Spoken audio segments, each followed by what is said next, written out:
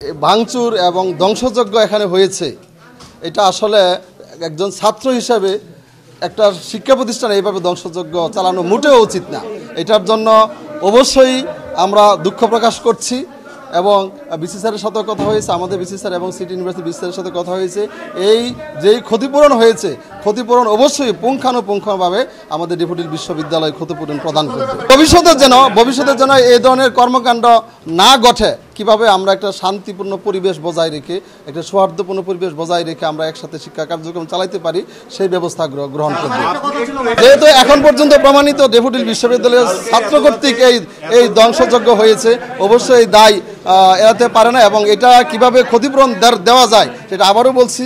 আমাদের বিশ্ববিদ্যালয়ের vice chancellor স্যারের সাথে, আমাদের সিটি ইউনিভার্সিটির সম্মানিত ভাইস চ্যান্সেলর স্যারের সাথে কথা হয়েছে, এই ক্ষতিপূরণ অবশ্যই দেওয়া হবে। সত্যি অত্যন্ত লজ্জিত এবং দুঃখ প্রকাশ করছি, একজন ছাত্র কর্তৃক একটি শিক্ষা প্রতিষ্ঠানের এইরকম সম্পদ, এরকম ধ্বংসযজ্ঞ হতে পারে বলে আমার ধারণা নেই এবং এটা যারাই ঘটিয়েছে তাদের শাস্তিযোগ্য, তারা শাস্তির দাবিদার, তাদের শাস্তি হওয়া উচিত।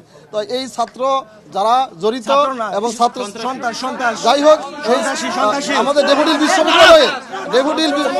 ড্যাফোডিল বিশ্ববিদ্যালয়ের কিছু ছাত্র সিটি ইউনিভার্সিটির ছাত্র কর্তৃক এখানে আটক আছে। ঢালাইয়ে দৃঢ়তা, নির্মাণে নিশ্চয়তা, প্রিমিয়ার সিমেন্ট, ঢালাইয়ের রাজা।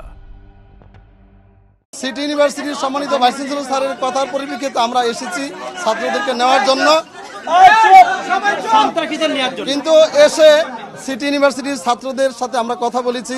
ছাত্ররা আমরা আসার পরে ছাত্ররা যেই ধৈর্যের পরিচয় দিয়েছে, আমি সিটি ইউনিভার্সিটির ছাত্রছাত্রীদেরকে আমার পক্ষ থেকে এবং আমার ড্যাফোডিল বিশ্ববিদ্যালয়ের পক্ষ থেকে ধন্যবাদ জানাচ্ছি।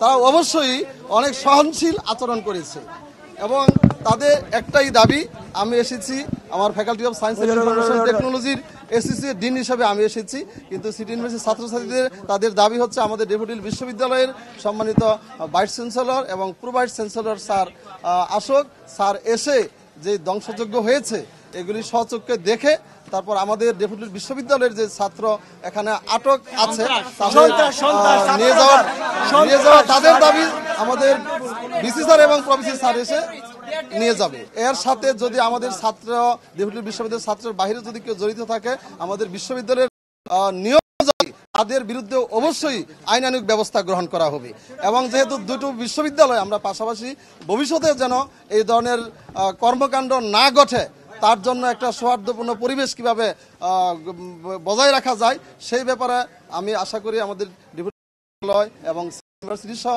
আশেপাশে যতগুলি বিশ্ববিদ্যালয় আছে সবাই একসাথে বসে ওই পরিবেশ আমরা বজায় রাখার জন্য সচেষ্ট হব।